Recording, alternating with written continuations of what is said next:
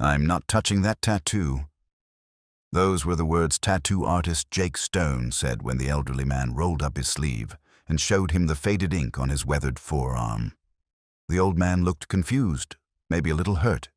He'd called ahead, made an appointment, explained he wanted to cover up an old military tattoo that had blurred with age and sun damage. "I can pay whatever you need," the man said quietly. "I just want something new there. Something that doesn't remind me of things I'd rather forget." Jake Stone stood there, his own arms covered in elaborate ink, his expression unreadable. Then he did something the old man didn't expect. He reached out and gently touched the faded tattoo, his fingers tracing the barely visible numbers. "Sir," Jake said, his voice suddenly thick with emotion, "I'm not touching this tattoo because I know exactly what it is, and I know exactly who you are. If you believe we should never forget the leaders who brought their soldiers home, type respect in the comments right now." Raymond Park was 71 years old, and the tattoo on his left forearm had been there for 48 years. He'd gotten it in 1977, a few years after coming home from Vietnam, when the ink was a way to hold on to brothers he'd lost, and a unit that had become more family than the family waiting for him back home. The tattoo was simple by today's standards. Just numbers and a small lion silhouette, all done in black ink that had faded to a blue-green ghost of its former self. The numbers read 5 to 73, and beneath them, so faded now that most people couldn't make it out, were the words "Black Lions." For decades, Raymond had worn long sleeves, kept the tattoo hidden, tried to move forward from memories that still woke him up at night. But recently, he'd been thinking about covering it up entirely, replacing it with something peaceful. Maybe a landscape, maybe something for his grandchildren. He didn't want to carry the war on his skin anymore.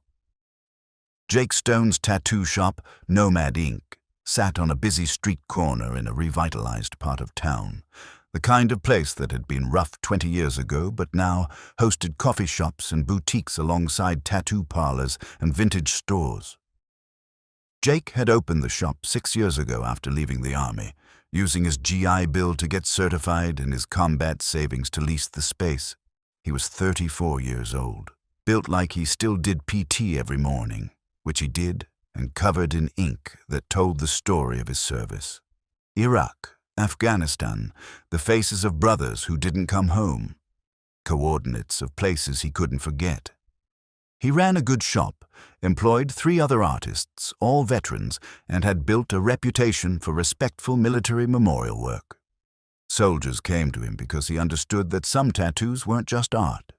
They were sacred text written in skin and grief. Raymond had found Nomad Ink through a Google search, picked it because the reviews mentioned the artist was a veteran who understood military tattoos. When he walked in that Tuesday afternoon, the shop was moderately busy. 2 artists working on clients, music playing low, the buzz of tattoo machines providing a familiar soundtrack. Jake was at the front desk, sketching a design for a consultation later that week.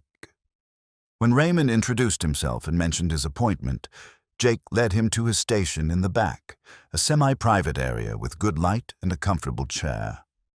"So you mentioned on the phone you want to cover something up," Jake said, pulling on gloves and getting his consultation materials ready.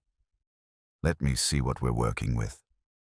Raymond hesitated for just a moment, then rolled up his sleeve. The faded tattoo emerged from beneath the fabric, barely visible against his age-spotted skin. Jake's hands froze. His eyes locked on the numbers, on the faded lion, on the ghost of words he could barely make out but somehow could still read. His face went through a series of expressions, recognition, shock, disbelief, and something that looked like he'd been punched in the chest. 573, he said quietly, more to himself than to Raymond. "Black Lions. Sir, when did you serve?" Raymond's voice was cautious, uncertain why the artist suddenly seemed so affected.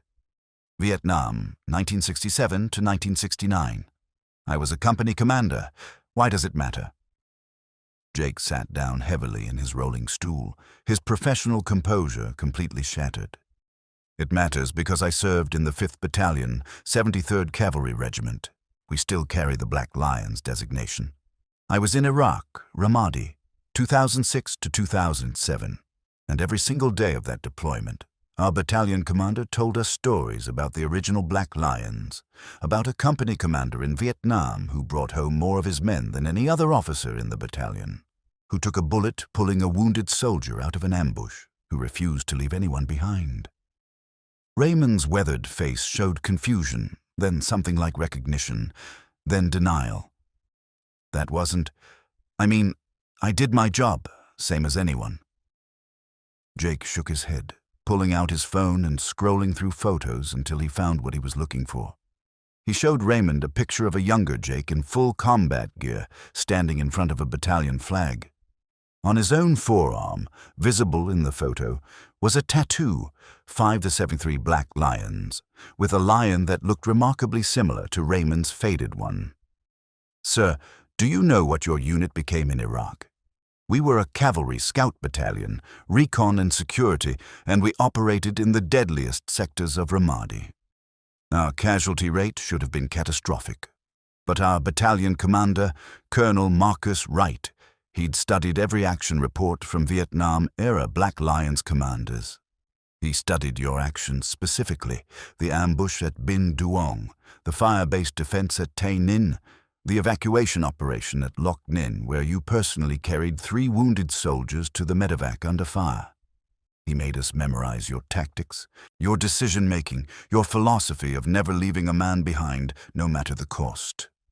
Jake's voice grew more intense, more reverent. Sir, because of what you did 40 years ago, because of how you led and the example you set, I came home. My entire squad came home. We used your playbook in situations where we should have lost people, and we didn't lose anyone, not one KIA in our company for the entire deployment. The only company in the battalion with that record.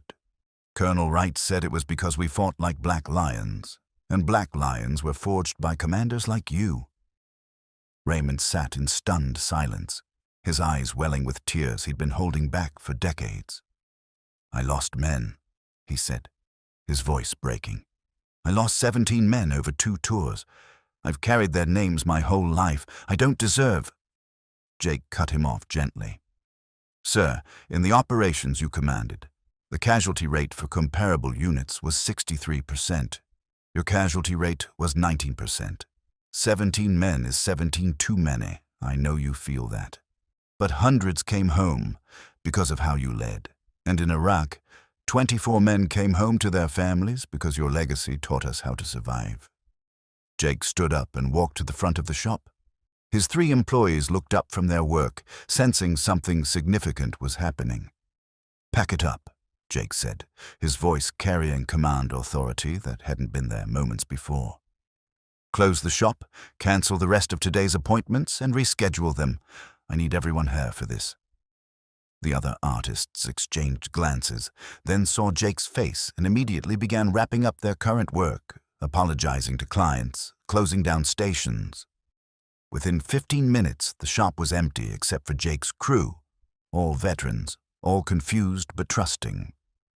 Jake gestured for them to gather around his station. Gentlemen, I want you to meet someone. This is Raymond Park. Commander, these are my brothers from Nomad Inc. Marcus served in Afghanistan, Danny was Navy EOD, and Chris was Marine Corps Infantry. Everyone. Commander Park was the company commander for the original Black Lions in Vietnam. He's the reason the 573 exists today. He's the reason I'm standing here. The room went silent, the kind of profound silence that happens when something sacred is about to occur. Danny, the Navy veteran covered in traditional nautical tattoos, spoke first. Sir, I served in a different branch, but every EOD tech learns about commanders who kept their people alive in impossible situations. You're in our case studies. Marcus, who'd done 2 tours in Kandahar, just snapped to attention and rendered a salute.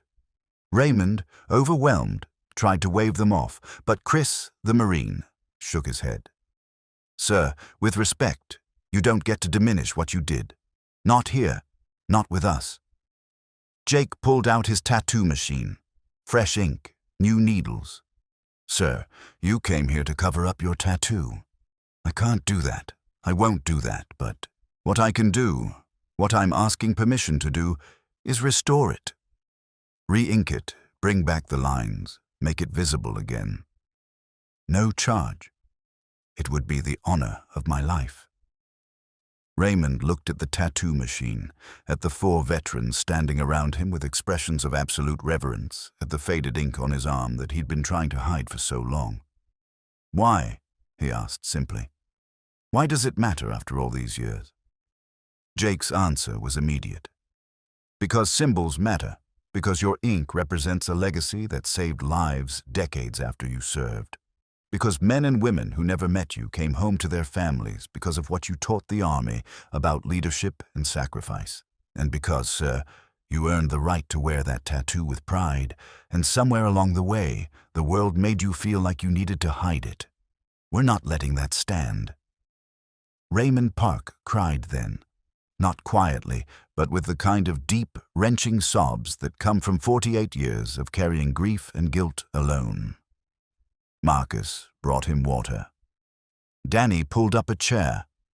Chris stood at attention like he was guarding something precious, and Jake prepared his station with the kind of reverence usually reserved for memorial tattoos. The re-inking took 3 hours. Jake worked with meticulous care, tracing the old lines, darkening the faded numbers, bringing the lion back to life with crisp black ink and subtle shading that honored the original design while updating it for permanence. The other artists took turns standing vigil, and somewhere around hour 2, word spread through the local veteran community.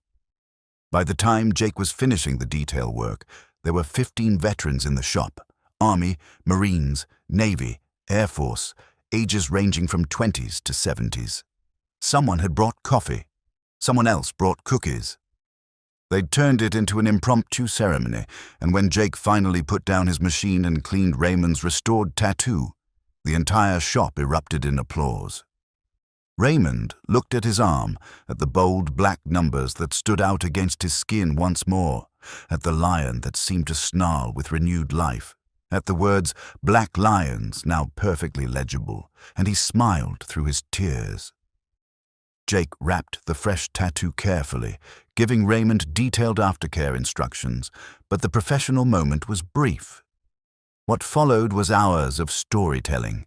Raymond talked about Vietnam, about the men he'd lost and the men who'd survived, about decisions he'd made in the jungle that had haunted him for decades. The younger veterans shared stories about Iraq and Afghanistan, about moments when they'd relied on tactics and leadership principles that traced directly back to Vietnam-era lessons. They found connections across generations, invisible threads that linked firefights in Ramadi to ambushes in the Mekong Delta, that connected the fear and courage of 1968 to the fear and courage of 2007. One Marine showed Raymond a scar on his shoulder, said it was from Fallujah, said his platoon commander had made a decision under fire that he later learned came from a Vietnam-era case study about a Black Lions operation. "You're in that case study, sir," the Marine said. "You're the reason I have this scar instead of a grave." The gathering went late into the evening, long past when the shop should have closed. Jake ordered pizza, and they ate together, this collection of warriors from different wars, different eras, different circumstances, united by the understanding that service creates bonds that transcend time. When Raymond finally stood to leave, moving slowly because he was elderly and tired and emotionally wrung out, every veteran in that shop stood with him. They formed 2 lines, an impromptu honor corridor, and as Raymond walked between them toward the door, they saluted. Not mockingly, not casually, but with the kind of crisp military precision that said this moment mattered. Raymond stopped, turned, looked at the faces of men and women he hadn't known that morning, and understood finally that what he'd done in Vietnam hadn't been forgotten or meaningless. It had rippled forward through decades, through doctrine and training, through stories told by commanders to their soldiers, and had saved lives he would never know about in places he would never see. Jake walked Raymond to his car, the older man moving carefully to protect his freshly tattooed arm. "I don't know how to thank you," Raymond said. "You gave me something back I didn't know I'd lost." Jake shook his head. "Sir, you gave me my life. This was the least I could do, and I need you to promise me something." Raymond nodded. "Never cover up that tattoo. Never hide it. Wear short sleeves. Let people see it, and when they ask what it means, you tell them. You tell them about the Black Lions, about the men who served with you, about the legacy that's still saving lives. That's your mission now." Raymond promised, and he kept that promise. In the months that followed, the story spread.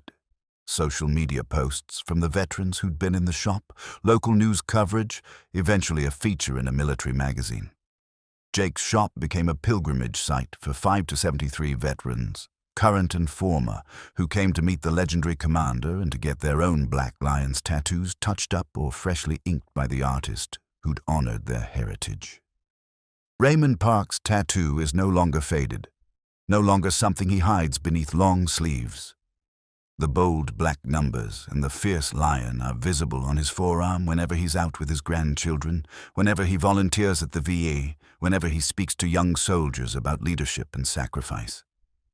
The ink is a bridge between generations, a visible reminder that what we do in service echoes forward in ways we can't predict or control, that the decisions we make in our darkest moments can become the lessons that save lives decades later.